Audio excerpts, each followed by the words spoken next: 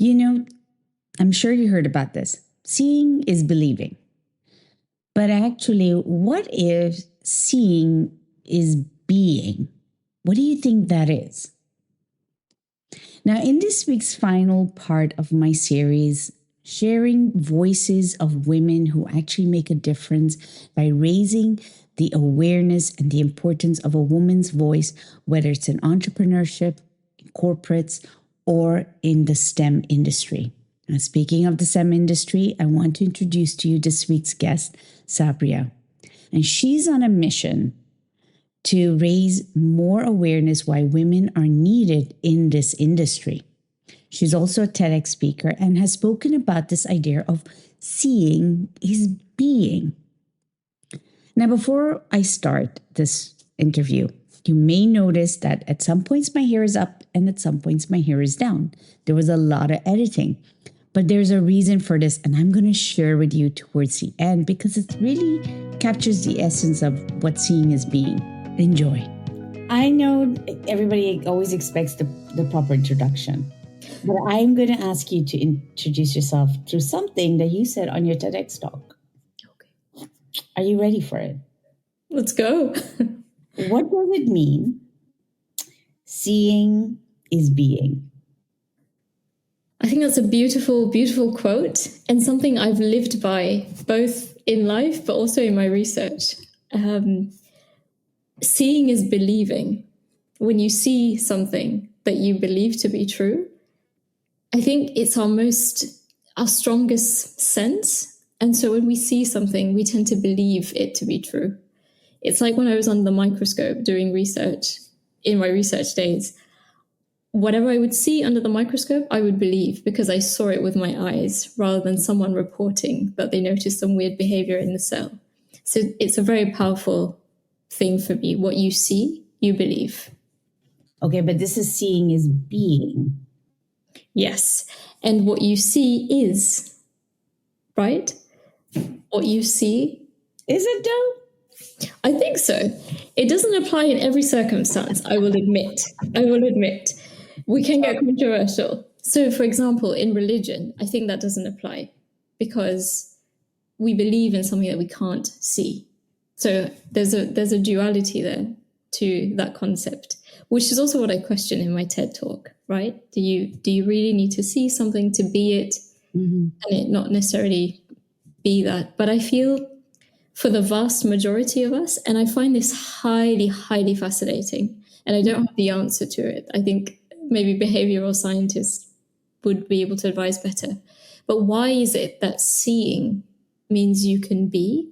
And why does it have such an impact on us as human beings in believing that we can be is something I don't fully understand, but believe to be true, i.e. what you can't be, what you can't see, I think holds true for a lot of us. Okay, so I'm going to share with the audience, you are in the STEM industry. So that is science. Yeah, technology, engineering, and math. And maths. Yes. Some people add an extra M at the end to include medicine. So we STEM. Oh, okay, so now it's STEM. Yes. Okay. Some people have called it STEAM and added art. But yeah, I think it's mostly commonly known as STEM. Okay. So if I gather well, and you're saying seeing is being or seeing is believing, it reminds me of something that has been argued for ages and ages, which is science versus religion or spirituality.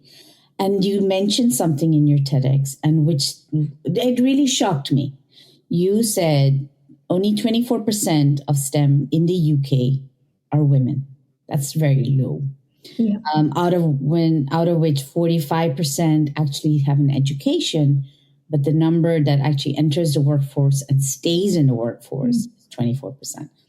But that wasn't what surprised me. What surprised me even more is that when you said 1% of it was Asian women, and then you mentioned the other ethnic minorities being less than 1%. So when I do a lot of the spirituality conversations, they're like, tell me of the case studies behind it. And then you have an audience where they had those that were under placebo and those who were taking the real meds. And then I started really questioning all those case studies. All of a sudden, I was like, 1%. What does that mean? And why is that so important? So what do I think about the 1%? Yeah. And the thought, I mean, it's incredibly low. We're in 2024, and this was a percentage of women that are in academic research specifically. So for those numbers and the graph that was sort of across the world, it was those women that are in academic research, which is my background specifically. Mm-hmm. But it's a shockingly low number for multiple underrepresented ethnic minority groups. And like you say, less than 1%, I mean, not even making that bar. It's shocking, but I think it reflects the demographic of people that are in research, mm-hmm. and then ultimately that are actually successful in obtaining funding for doing their research. And why I got into this, for me, it's somewhat a validation because I worked in academic research, and that's sort of how I started my STEM career. Yeah. And it holds true because there weren't very many people from underrepresented ethnic minorities. And shockingly, I was in a university and an environment that encourages diversity, and that is known to be quite diverse. So this is the context that we're in.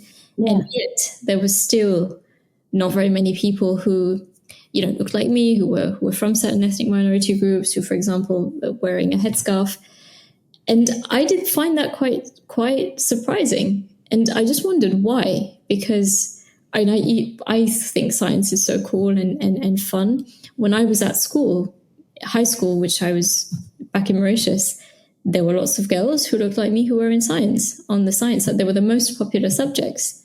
Yet we're in this huge, much bigger country, the UK versus Mauritius, and there aren't so many. So it's a fascinating problem to me. And that's the reason I got into it, is I want to understand why and what can we do to address that? Because surely it's such a complex issue and there are multiple issues. So I think it's so fascinating. There are structural issues, institutional issues, cultural issues, societal expectations. It all plays into, these are all whys, mm-hmm. contributes to this bigger why aren't there so many women and even fewer diverse women in STEM in general and in academic research in this case, of the percentage numbers that are in the talk. And because I form part of that demographic and actually myself left research, it's a very fascinating problem to me, and one that I think needs urgent addressing. So you're still in research, or you've left? I have now transitioned into publishing academic research. I'm not at the bench doing the research. So I am in STEM, but I'm in a different field. But my career aspiration originally, and why I got into science, was to do research. Okay. So I have lots of questions floating in my head. So I'm like, okay, where do I start? The first thing that goes through my head was, did you become very aware of it yourself when you entered the workforce? Did you walk in and notice that you were one in few, or? I actually noticed this whilst I was a student. While you were a student? Yes. Yeah. Because when I started doing my PhD, so when I was an undergrad, medical school was the goal. Mm-hmm. Long story maybe for a different time, but I then ended up going to biomedical sciences, which a lot of people who want to go into medicine tend to do if they don't get into med school. They do biomedical sciences and then go into medical school. So somewhere along the way, I discovered lab work, really enjoyed it, decided to forget about medicine and go down the route of lab-based research, which also offers the opportunity to teach at university level. So that became sort of my ultimate career aspiration and goal. And I was going through the motions to get onto that route. And that's what took me onto the journey of doing a PhD and then deepening my research training in a postdoctoral degree. Mm-hmm. So during the time that I did a PhD at the University of Manchester, which is, I think, historically and, still today, quite a diverse demographic of students, whether it's their medical school that's completely thriving or the other campuses, engineering and such. So I was part of the life sciences campus, but within the building that I was in, it wasn't very diverse. It wasn't very diverse in terms of, so diversity is sort of a broad Such a big umbrella. So what would that really mean? So in terms of maybe ethnic groups in certain lab environments. It was very, very white male focused. I mean, at some point in time, I was the only woman student in the lab that I worked in. We had a research technician who was permanent staff in the lab, who was also a woman from an ethnic minority. But for a long time, it was only men in the whole team, and in the teams that were our neighboring labs and on the other floors, etc. So I became acutely aware of this in my time at university. It didn't bother me, and I don't think I questioned it back then. I did question why I was the only woman. I did find that a bit odd, and there were rumors going around in the lab that, this lab tends to, only attract men. I don't think they were true, because that changed afterwards. Yeah. But then, you would attend conferences where you're now exposed to the wider research community, whether it's university level, so faculty level conferences. Again, women, there were women, let's say, but again, the ethnic minority groups. And that was, I think, where I started to wonder, am I doing something wrong by being in? I can imagine. It's so weird. Where is everyone? And I was thinking maybe it's because I've moved to the UK, and in Mauritius we were 4, and everybody's in med school. I didn't understand it. And then as I got sort of more mature as a student, I get sent to international conferences to go to the US or Canada or Germany, where there'd be lots of research institutions coming together for a conference on a particular topic. And I'd be presenting a poster. So it'd be in a room, everybody has their poster. It's usually trainees, so PhD students or postdocs. And again, heavily sort of white male environment. It'd be great to see a woman, but I would definitely not be seeing a woman who was, wearing a headscarf, or that would be maybe from certain ethnic minority groups. They would be there, but they would be very far and few between. And that's what got me thinking, oh, wow, this is probably, because this was now at international level, and this was bringing people together from across the globe. And this was, I remember, it was a conference that had thousands of people, at least 2,000. It was in the US, in California. And I'm thinking, okay, this is definitely a thing. And that's what got me actually searching into it and reading articles about there actually is women in STEM is a problem. And to me, it was interesting. I focused on diverse women, which to me, from lots of ethnic groups, it's even fewer. The numbers, until very recently, these numbers wouldn't even make a chart, right? Because less than 1%, not even counted. You really shocked me with that. But then also, you broke a bias inside of me. Oh. Yeah. So I was thinking about how in South Asia, everybody had to either be a lawyer or an accountant or an engineer. Yeah. Understand? Yeah. So when you shared the statistics, I was like, is that globally, or is that just UK? Is that just in the West?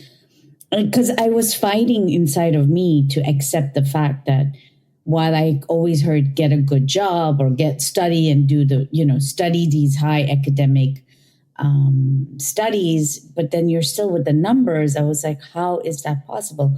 So why is that? Why is that fewness in it all? What happens between the transition period, or is there any statistics or studies done about that? Yeah, so I think this has been a problem for the past more than a decade, I would say, and it's rapidly changing. So that's something to acknowledge in terms of, so there are two things, right? There's the women in STEM, and then there's diverse women in STEM. I do think the workforce is now more diverse and everything is relative, of course, but there's still a long way to go. Gender parity, definitely we're not there in all of the fields across STEM. And even if we look at them individually, the science, the tech, the engineering, and the math, it does vary wildly. The biological sciences, which is where I trained, it's actually much better in terms of female representation. The diversity will always be lower than the female representation. But if we look at sort of that layer first, there are now more women in biological sciences. It's never 50%. It's still maybe 30, 35%. But that's much better, for example. Higher, right? Sorry? That's much better, isn't it? Yes, and it is getting better. And that field, I think, so the reasons for that, they could be multifold. I feel biology it tends to draw, I guess, women into biology. I think biology is interesting, nursing, those sorts of professions. But chemistry, physics, computer science is probably the worst, or one of the worst. Math, it's even less, data science, data analysts, mathematics background. My sister's going to be very angry about that. That's where that's where the statistic is the worst, I believe. Yeah, and physics as well is the worst in terms of women's representation. So that's why the STEM workforce value that I quoted in the talk for the UK, the 24%, is global STEM, right? But then it becomes really interesting when we break it down to see it's a bit better in certain fields versus others. The tech, now there are more women than there were 5 years ago. Yeah. And I think it's being made more accessible. Perhaps there are norms that are changing at university as well, and just the conversation. And tech is invading our lives, right, on a daily basis. So I think it's also we are all able to relate to being in tech or understanding tech. That's my guess as to why it's now there are more women in these fields. But to answer, I think, the general question, why it is, I think there are so many reasons for that, some historical. And you touched upon something very interesting within the South Asian community. And I think Mauritians can be part of that community as well. The medicine, the engineering, the law. I still think that holds true even for the current generation, that parents often encourage their kids to go down those routes. But again, I think they would tend to be their sons that would go down those routes. I think it's rare. No.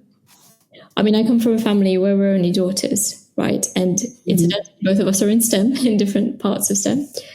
But I mean, my sister faced similar, where she wanted to go down engineering. She eventually did. But it was incredibly male-dominated. It's even more for her, I think, than I was in uni longer, so I saw different aspects of it. But it still is today. I've spoken to some students who are at university. My sister was at uni 10 years ago, so this is a decade on. They tell me they're the only two scarf hijab-wearing women in their cohort, and it's not a 50-50 split between men and women. Were you pressured to choose between career and family? Because I remember having that. My mom was like, you can't be a mom and a full-time working person. And I didn't think it played in my head, but it did. It does, doesn't it? And we're just told these things, no matter what career, never mind research, right? But no matter what career you have, at the very outset, when I was little, and I don't like placing blame, because I believe every parent and everybody is doing their best with the resources they have and the knowledge they have at their time. So this isn't what this is about. But obviously, I didn't want to allude to it too much, because I think it's quite sensitive when, the biological clock is ticking for a woman. And so when you're in research, you kind of want to, I mean, I was told this a lot. My parents were like, because the training is long, and it's like, when are you planning to have a family? How are you going to manage research? And my God, and it does play on the mind of a child. And I don't know how much real estate that took in my mind when I was doing research, just always wondering how what's going on in the world. We might be getting on with our lives or doing our job normally, but it does have an impact somewhere underlying, right? It was like that for me, where you're getting on with what you need to do in research, just going through the motions, but it plays on your mind. Am I going to be able to have a family? Am I going to be a decent, wife/mother, daughter, sister, etc., and be able to manage a career? Why you always feel pulled in the different directions, and it's not easy, I think, and nobody had or has a blueprint.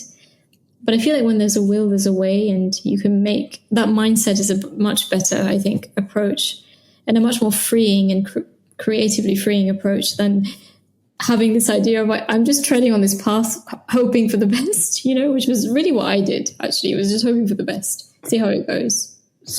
And I agree with you. I don't like to blame my parents. They only knew what they had under the circumstances. I think that's very cultural. I think in the South Asian culture, loving and protecting our elders is at the forefront. But it brings guilt too. Yeah. because you want to live up to that expectation. You want to give them the grandchild. Yeah. And then you also want to have a career, but they're worried that you can't give both. Yeah. So how do you speak to them about it, you know? I met this one white woman I remember at a conference. I'll never forget this meeting, actually. She's a superstar of a researcher, but really talented human being. And she has a research lab, very successful research lab in Germany. And I remember she attended this conference and she was clearly expecting a child. And in my head, I'm thinking she must have been in her 30s, maybe late 30s. And she talked about her experiment in her talk, right? And I clearly didn't know her very, very well because I knew of her work, but not her background personally. And I remember sitting there thinking, oh, bless her, right? She's giving us this beautiful keynote. And she works on fertility, but looking at the cell biology, really the sort of fundamental what happens when, at the very cellular level before you even get to the fetus stage. And I'm she's talking about her bump, and I'm thinking, oh, bless her, finally, after so many years of research, she's able to have a family. And on the last slide of her talk, she has pictures of her 3 other children. This was her 4th child. And in my head, I'm thinking, I was mind blown. I'm like, what? Baby number 4 is on the way? How have you managed this? I went up to her to talk to her.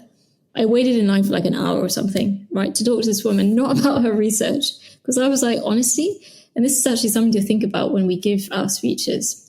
And sometimes these personal details that draw us in rather than the science was extraordinary for sure. But I went up and asked her, I'm sorry, congratulations, first of all, on your new addition to your family that will be happening very soon. But I noticed that you have, you shared pictures of your 3 other babies. They're beautiful. How do you manage a research lab, a huge research lab with 4 children? And she tells me she has an au pair at home, right? She was like, I would not be able to do this all by myself. And, her husband also is I can't remember what her husband did, but, very successful, travels a lot. You travel a lot as a researcher as well. Well, we were in the US for this conference. And so sometimes, it's like, it's a mixture of, that's why it's this beautiful, crazy mix of, I'm like, okay, yes. So it is possible to have a family, and you're looking for these examples when you're wanting to go down a route. It is possible to have a family and all of that, but she does have this additional help, and maybe you have to rearrange what you do and how you do it, but there's a way, right? So quickly, where do you stand with it now? I don't currently have a family of my own, and that isn't by choice, really.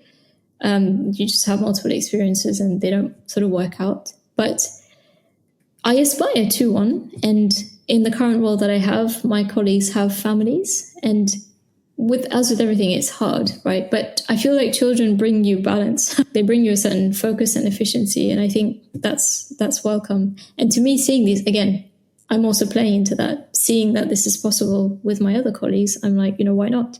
I just don't have that, but yeah. Seeing is being and seeing is believing. I think so.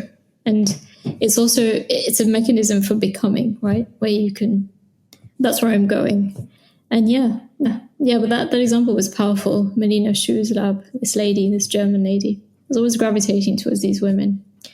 So it is getting better, I think. And as the times are moving forward, I just think it's a shift in mindset, societal expectations, culturally as well. We're more even open to women working and holding these jobs. And structurally as well, I think, for example, if I speak for research, which I know best because that used to be my background, the funding bodies are now becoming cognizant of the fact that women, by the time they've completed their PhD training, they've done postdoctoral training, your life is moving forward. So maybe at that stage, it's highly possible that you have a family or you would like to start a family, which means taking maternity leave, which means stepping away from research for whatever it is, 9 months or a year. And, there's on a lot of these research grants, right? And here's a bit of the answer to that question of why there's so few women. There are often time limits as to when you're eligible to apply for a grant, for you to be an early career researcher, or then you're a next level researcher. And this is only now changing or being adapted to accommodate the fact that women are childbearing beings and happens that they sometimes have to step away from research, just as you would for a regular job, let's say, and which means that they're not actively producing research and therefore research papers, because research papers would be the output. That's how you measure your productivity in research, and which also matters when you're applying for funding, because it shows, what are you doing? Is it relevant? How are people receiving it? And all of these measures to grant someone an award of a certain amount of money and funding to do research. And women have often been excluded from these by virtue of the structure of it. Because if you're a certain age or whatever, you're past a certain point, women are forced to choose between, do I continue my research career or miss out on this opportunity and have a child, start a family? So I think with people talking about it, raising awareness, and I think the general realization that women are such a crucial part of research and the STEM fields in general, that research bodies are now trying to be more accommodating and inclusive of these, and now some of them I know have policies where the time frame for women is, more accommodating of them having families, perhaps. And for example, the Wellcome Trust. Yeah. The word more accommodating. I don't know. Maybe I'm just getting a bit of an itch of like, why does it have to be more accommodating? Why can't it just be accommodating? Why? Yeah. Why more? Yeah. Well, sorry, I meant maybe relative to before, because before it was like, there's just a time frame. You need to apply for this grant within 5 years of graduating from your PhD, or you wouldn't be eligible for it. And it becomes increasingly harder. So I think, yes, to be accommodating. And perhaps these these policies, these grant policies were that way because it's traditionally been male dominated. And so this issue hasn't really come up. And even nowadays, paternity leave is a thing. Even men are having to take these time out. So this policy actually benefits women, but also I think men. But I don't know why historically it's just been that this idea as well, and if you read books or biographies of scientists, very successful scientists and researchers, they tend to be very solitary people, not had a family and just been sort of buried away doing their research. And perhaps these role models have their patterns, for whatever reason, has impacted on how the rest of us have conducted research and think is the only way that one can hold a research career. Correct. By being visible, you're breaking biases of many. I think so. In a direction I didn't even think about as well. Yeah. You said, when you were speaking about the percentage of choosing family, I know we spoke about this before I hit record, but there was a study on career development. So this company is called Gotara, and it's a career advancement, which has about 30,000 women. Okay. And so they asked about why do so many individuals leave the STEM industry? Why do women leave the STEM industry?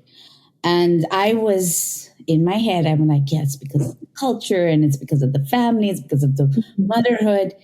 And they said, actually, it's because being undervalued is one of the key ones. And I love this sentence they said, the subtleness of being disregarded. So they didn't say microaggressive comments, which was, I think this was much more eloquently phrased as there's a subtleness of like dismissiveness that happens along the way.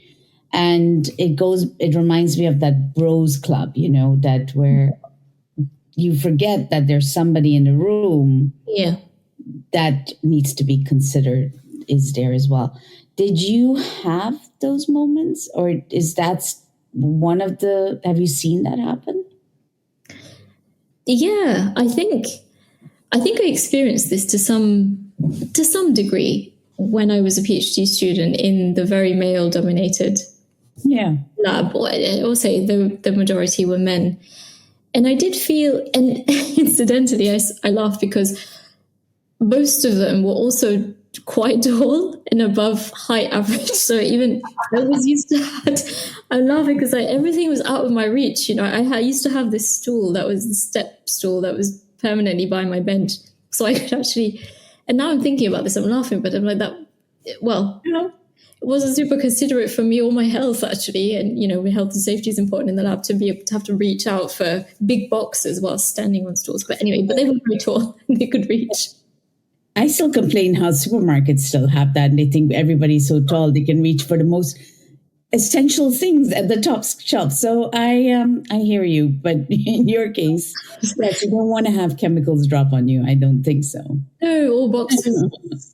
Absolutely. And God, so what I'm trying to say is just from an evolutionary perspective as well. When tall people tend to have sort of more influence, and I'm quite petite, and I was also a woman, so it was sort of like a double whammy to go against. But I think people in the lab were gracious, but it took me standing up for myself and really excelling in what I did and what I presented, for example, to be taken seriously when I had the platform. So, for example, when we would have lab meetings and it would be my turn to present, so I had their audience and I'd be presenting my data. And this isn't just me. I know that a lot of women face this in fields outside of STEM as well, whereas that sort of added, you need to over and outperform in order for to be super excellent. And then people are taking you seriously whilst a man doesn't have to work so hard. And I think that is definitely true. Doesn't it burn you out?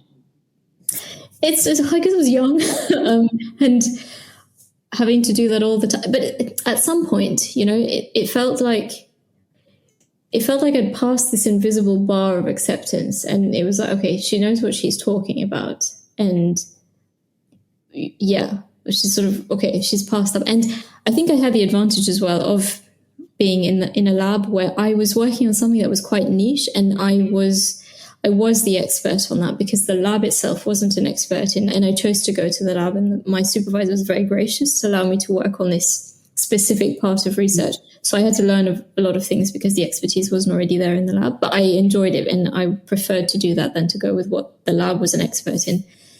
But I think that was also sort of almost an unfair advantage where I'm talking about something that the lab isn't an expert in, and therefore you're listening to me because you don't know any better, sort of. But yes, and it was years, and it was only in the last year actually of my 4-year program where I started to feel, and that's a feeling, right? Feel respected, and that my opinion was actually valued if I was asked something, and that I didn't have to scream or shout or be bossy to make my voice heard. Seeing is becoming at this point. Yep.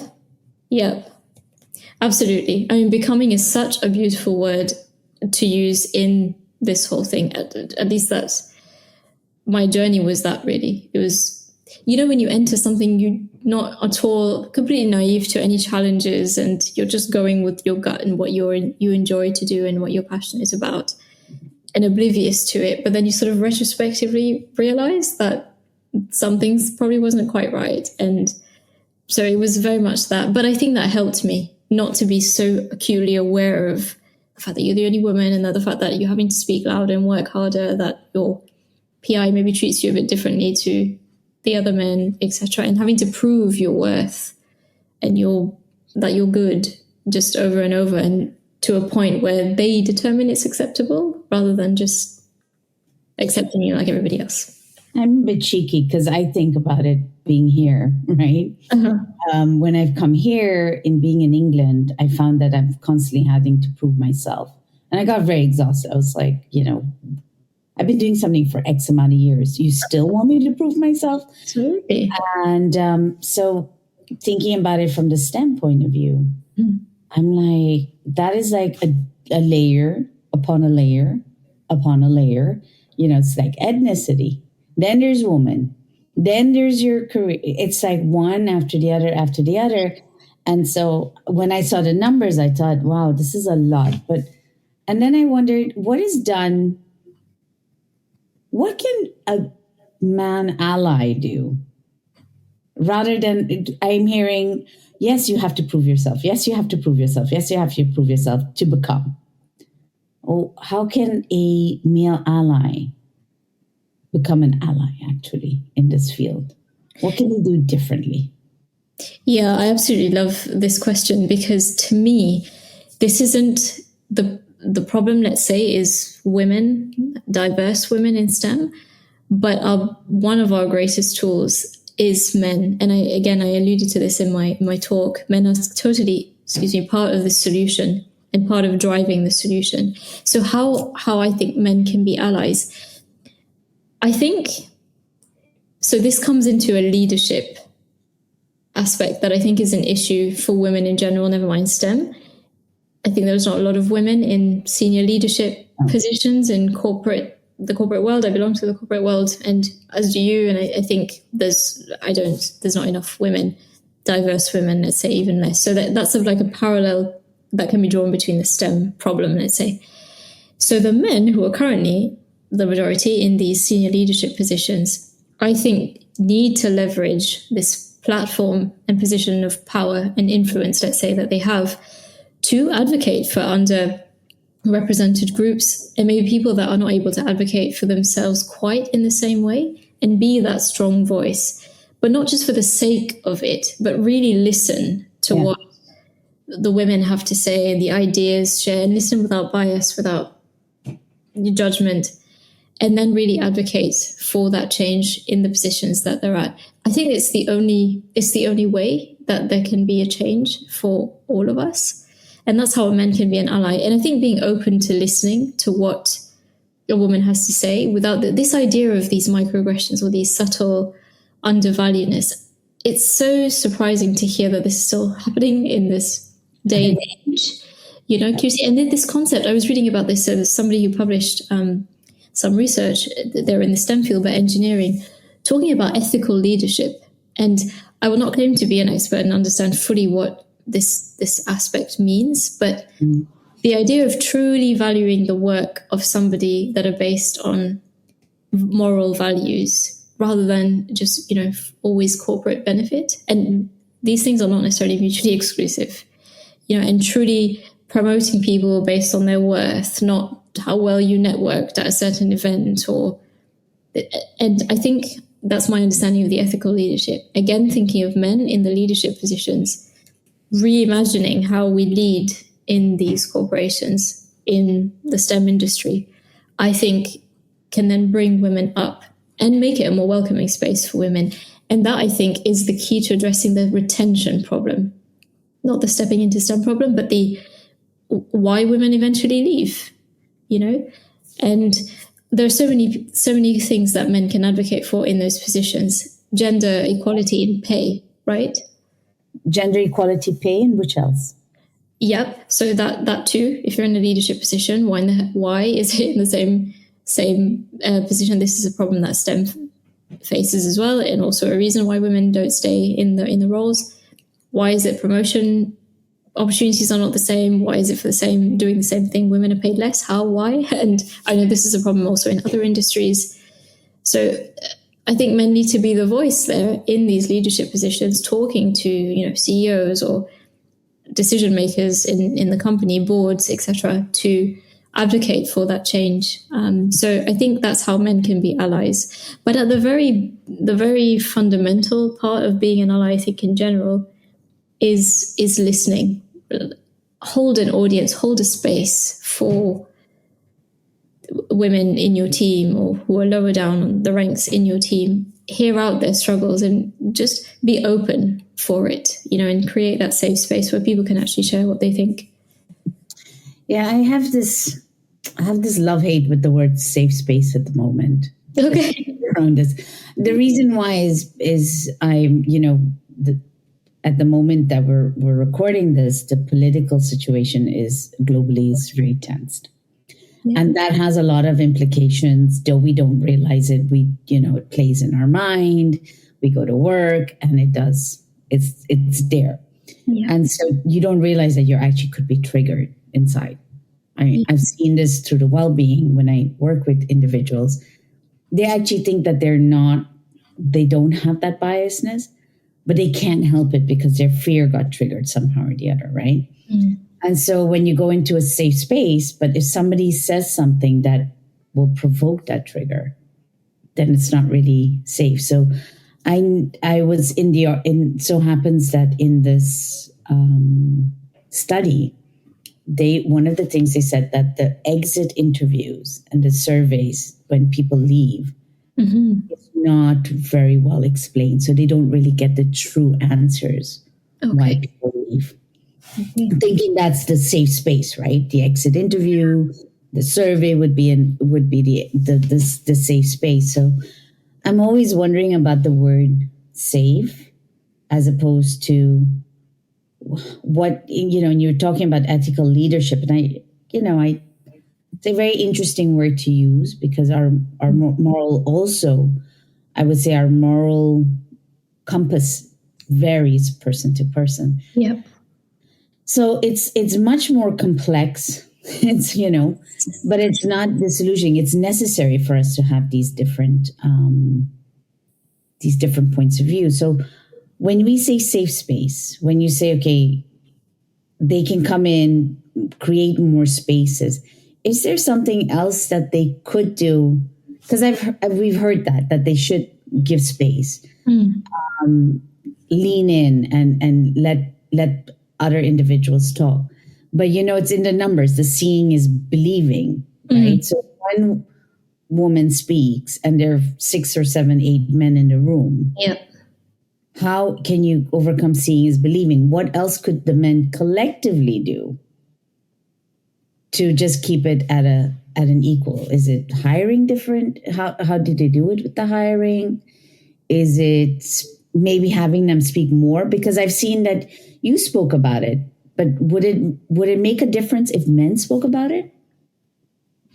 Yeah, I mean, it would certainly be a strong call to interest in the issue, right? And I think that's a brilliant idea. And maybe there are men who have spoken about it. I don't know, but I think so. I'm trying to think sort of from men's perspective, and I know that there are many men who are passionate about this cause and believe in it and are behind it as well.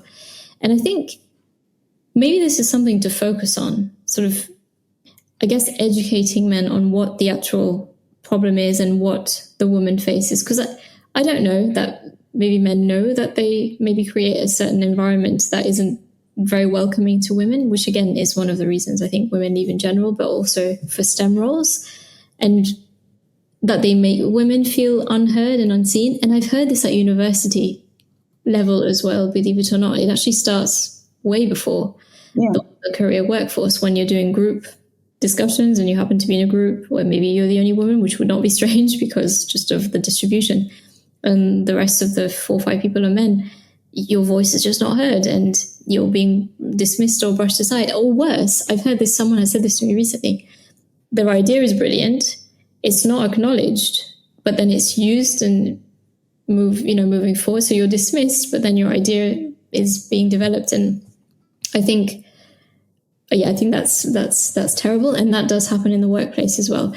But to go back to your question, what we can do collectively, it's a really tough one to answer. And that's why I say, for the existing roles that men have, for them to just be more advocates, but also maybe in big corporations that have the money for it, to have proper training on unconscious bias and to bring an awareness to men, but then focus it on the male sort of perspective, how their biases could be playing into the way they interact with women or the way they are treating women, intentionally or not, and actively educating on how we can be better allies, right? And be more supportive of women on our teams, that we can advocate for as sponsors, maybe, and at higher levels for people in their career and in meetings, for example. Okay, you got to think with me on this one. Okay, I invite you to think through with me. And I know we are not going to get it right. So hopefully when the audience is listening, maybe they'll come up with an idea as well that we haven't thought about. But I've heard that when, because I used to have this gripe, another course for women, another thing women have to do to improve their worth. I'd literally roll my eyes and I'd be like, what about men? I don't walk in and say, here are courses specifically for men. And then somebody said to me, but then we feel like, again, we're being attacked. That's what I'd hear, right? So I'm like, okay, so if it's not training, if it's not workshop on unconscious bias, because it's there, Yeah. what would drive us enough to make a difference? Why does it have to get so bad? So, like I was talking to you, I did my podcast last week about this girl who passed away in India, 26-year-old. And to me, I wasn't surprised because the culture is a very competitive culture, very demanding culture. But it took somebody to pass away for everybody to talk about it. But I don't want to get to that point. Of course. So think along with me. How can you get people to get on board without feeling like they're being punished just to change their ways? I mean, I think if we find a way of showing whatever industry that person or we're talking about, right, whatever context, the benefits of having female voices at senior leadership level in the STEM field, you know, in having some numbers there, or these sales could go up by whatever percentage, or we could get ahead with the research and innovation by X amount, whatever measure one wants to use, then it almost becomes a collective. It's like we're working towards a common goal. And so we all care about it. We're all in this job because we're advancing the cause of the company. And so then it's more, maybe it's the framing of it and sort of the why behind we're doing this is not just for the sake of having women. And this is the thing, right? Even I'm not passionate about this just because it's cool to have 50-50, you know, men and women in STEM and lots of women from all ethnic minorities. But I think it's actually important. I genuinely think it's important. And I'm not the only person that thinks that, right? Climate change is such a big one, right? We talk about, and this is broadening actually what we're talking about even further. Climate change, the impact on small islands, on islands in the far Pacific, in the Indian Ocean. These are the islands, and we've seen this already. They're being more impacted by climate change or more dramatic than we currently are in the West, simply by virtue of where they're geographically situated. Yeah. Yet we are driving the research. Okay, of course, because we have the resources, etc. But there's increasing drive to involving populations that are directly impacted by climate change in order to come up with solutions.